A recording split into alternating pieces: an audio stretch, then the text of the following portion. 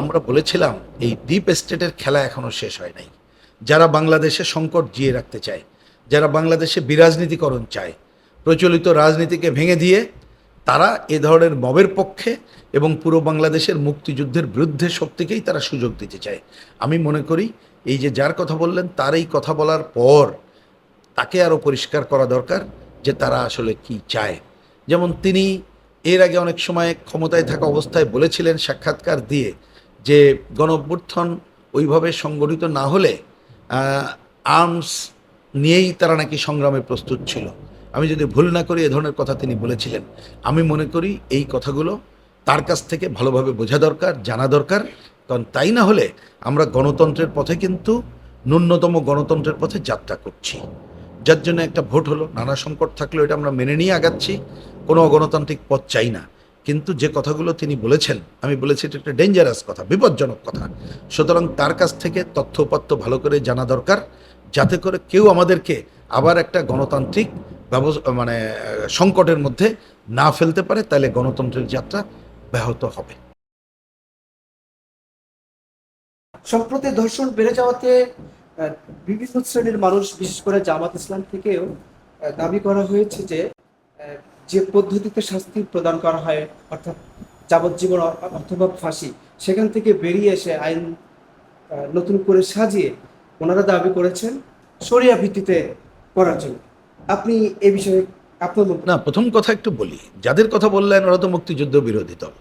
ওরা তো মুক্তিযুদ্ধের সময় আমাদের পাকিস্তানি বাহিনী যেভাবে নারী ধর্ষণ, নারীর উপরে সহিংসতা করেছে তার তো ভাগিদার তারাই ছিল।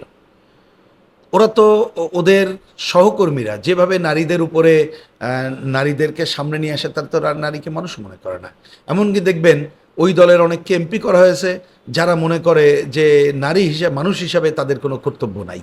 মানে তারা মানুষকে যেভাবে তৈরি করতে চায়, নারীকে যেভাবে দেখে, সুতরাং তাদের কাছে নারী অধিকার, নারীর স্বীকৃতি চেয়ে কোনো লাভ নাই। সুতরাং তাদের কোনো বক্তব্য গ্রহণযোগ্য না। এটা এক নম্বর কথা। দুই নম্বর হচ্ছে শরিয়া আইন চালু, এইটা একটা বর্বরতার দিকে নিয়ে যাবে, ওইটা কোনো আলোচনা এজেন্ডা থাকা উচিত না। কিন্তু যেটা করা দরকার, আমি আগের পার্টে বলেছি, আমাদের আইনে সর্বোচ্চ শাস্তি নিশ্চিত করতে হবে। সেই কাজটা করব আমাদের আইনকে ঘিরে, এবং সেইটা করতে হবে আইনের কাজ যেমন করব, সামাজিকভাবে যাকে নারীকে যাতে হেয় না করা হয়, শিশুকে যাতে হেয় না করা হয়, তাকে যাতে ভোগের বস্তুতে পরিণত করা না হয়, এবং আমরা আধুনিক শিক্ষায় শিক্ষিত করার কাজটা যদি করার দিকে যেতে পারি এবং সমাজ যদি রুখে দাঁড়াতে পারে, তাহলে কেবলমাত্র আমরা এই রকম অবস্থা থেকে মুক্তি পাব। এনসিপির খুবই আলোচিত নেতা নাসিরউদ্দিন পাটোয়ারের উপরে হামলা হয়েছে, এই বিষয়ে আপনি কি বলবেন? আমরা প্রথম কথা, কারোর উপরে হামলা হোক এটা আমরা চাই না, এটা এক। দুই নম্বর, মব সন্ত্রাস আমরা চাই না। মব কেউ নিজের হাতে আইন তুলে নেবে, এটা চাই না। অনেকে বলেন যে মববাজদের বিরুদ্ধে তো মব হচ্ছে, আমি বলি যে মববাজদের বিরুদ্ধেও মব হওয়া চলবে না। সবাইকে, কেউ যদি অন্যায় করে তাকে আইনের হাতে সোপর্দ করতে হবে, সেটাই হওয়া উচিত বলে আমি ব্যক্তিগতভাবে মনে করি। আমার এই পয়েন্টে শেষ কথা হচ্ছে, আমি কোনো ব্যক্তি নিয়ে কথা বলতে চাই না, কিন্তু দেখেন একজন রাজনৈতিক যে কোনো নেতা কর্মী সবার, তাদের কাছ থেকে মানুষ তো সহনশীল আচরণ করে। সুতরাং আমাদের বিহেভিয়ার প্যাটার্ন সব কিছু যাতে একটা উন্নত সংস্কৃতির ধারক বাহক হয়, সেই কাজটা আমাদের করতে হবে বলে আমি মনে করি। কিন্তু আইন কেউ নিজের হাতে তুলে নিক, কেউ কারোর উপরে হামলা করুক, সেটা আমরা চাই না। এমনকি অতীতে কেউ যদি কারোর বিরুদ্ধে হামলা করে থাকে তার উপরও হামলা করা হোক, এটা আমরা চাই না। আইন তার গতিতে চলুক, সেটি আমরা চাই। আর রাজনৈতিক কর্মী হিসাবে আমাদের সবার একটা কালচারাল বিহেভিয়ার যেটা বলে, সেইটা আমরা যাতে সবাই করি, এ ব্যাপারে আমাদের সবার সচেতন থাকা দরকার বলে আমি মনে করি। নাসিরউদ্দিন পাটোয়ারের উপরে হামলার পরে প্রতিক্রিয়া জানাতে আসিফ সজীব ভুঁইয়া উনি বলেছেন, সরকার যদি ভায়োলেন্স চায় তাহলে আমাদের চেয়ে বেশি আর কেউ পারবে না।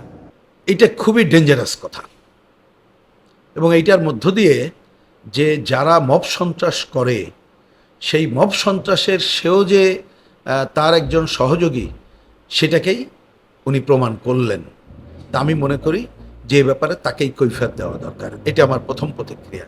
দ্বিতীয় প্রতিক্রিয়া হচ্ছে, তিনি তো সরকারে ছিলেন এবং সরকার থেকে বেরিয়ে এসে বললেন যে ডিপ স্টেট তাদেরকে নাকি বলেছিল কিছু কাজ তারা মেনে নিলে 29 সাল পর্যন্ত ক্ষমতায় থাকতে দেবে। আমরা বলেছিলাম এই ডিপ স্টেটের খেলা এখনো শেষ হয় নাই। যারা বাংলাদেশে সংকট জিয়ে রাখতে চায়, যারা বাংলাদেশে বিরাজনীতিকরণ চায়, প্রচলিত রাজনীতিকে ভেঙে দিয়ে তারা এ ধরনের মবের পক্ষে এবং পুরো বাংলাদেশের মুক্তিযুদ্ধের বিরুদ্ধে শক্তিকেই তারা সুযোগ দিতে চায়।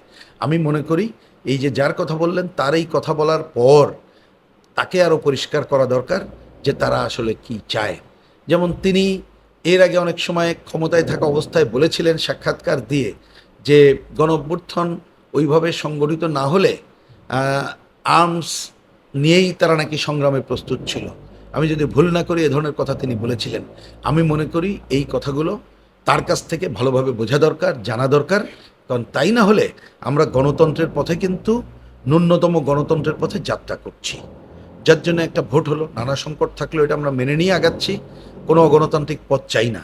কিন্তু যে কথাগুলো তিনি বলেছেন, আমি বলেছি এটা একটা ডেঞ্জারাস কথা, বিপজ্জনক কথা। সুতরাং তার কাছ থেকে তথ্যপত্র ভালো করে জানা দরকার, যাতে করে কেউ আমাদেরকে আবার একটা গণতান্ত্রিক সংকটের মধ্যে না ফেলতে পারে, তাহলে গণতন্ত্রের যাত্রা ব্যাহত হবে। মার্কিন চুক্তি নিয়ে বাংলাদেশের সরকার পার্লামেন্টে এখনো কথা তোলেনি এবং বিরোধী দলও চুপ রয়েছে। নেপথ্যে কি আছে বলে আপনি মনে করেন? না, নেপথ্যে এখন তো এটা পরিষ্কার হয়ে যাচ্ছে যে এই চুক্তি অন্তর্বর্তীকালীন সরকার করেছে, চুক্তিতে সই করেছে ভোটের মাত্র 3 দিন আগে। কিন্তু এখন তো খবর বেরোচ্ছে যে 2025 সাল থেকেই তারা উদ্যোগ নিয়েছে। শোনা যায়, এগুলো তথ্যপত্র হয়তো আরও যাচাই বাছাই করতে হবে, যে যমুনাতে বসে এটা তো 2025 সালেই আলোচনা হয়েছে। আমাদের প্রধান উপদেষ্টা এটার সাথে ছিলেন এবং এখন যিনি পররাষ্ট্রমন্ত্রী খলিল সাহেব নিজে উদ্যোগী ভূমিকা নিয়েছেন, এটা সই করেছেন তৎকালীন যিনি বাণিজ্য উপদেষ্টা দায়িত্ব ছিলেন তারা করেছে। এবং তারাই দাবি করছে, খলিল সাহেব দাবি করছে যে বিএনপি এবং জামাত নাকি এটার সাথে ছিল, ওনারা নাকি তাদের সাথে কথা বলে করেছে। তো এই জন্যে এই দায় আমি বলবো অন্তর্বর্তীকালীন সরকারের প্রধান তিনি যেমন এড়াতে পারেন না, সরকার এবং বিরোধী দলের নামধারী যারা আছে তারা এড়াতে পারে না। বরঞ্চ তারা অপরাধমূলক কাজ যেটা করছেন, আমাদের সংবিধানে আছে যে কোনো চুক্তি হলে পরে এটা নিয়ে সংসদে আলোচনা করতে হবে। আমাদের সামনে এই যে এত ঐক্যমত্যের কথা হয়, সেখানে কিন্তু আমি আলোচনা করেছিলাম, কোনো চুক্তি হলে পরে কিন্তু সংসদে সেটার অনুমোদন করিয়ে নিতে হবে। তো এইটার কোনোটার ধাঁচে সরকারি দল এবং বিরোধী দলের নামে যারা যাচ্ছে না, আমি তাদের কাছ থেকে প্রত্যাশা করি না, কিন্তু এর দায় পুরোটাই তাদের ঘাড়ে বর্তাবে।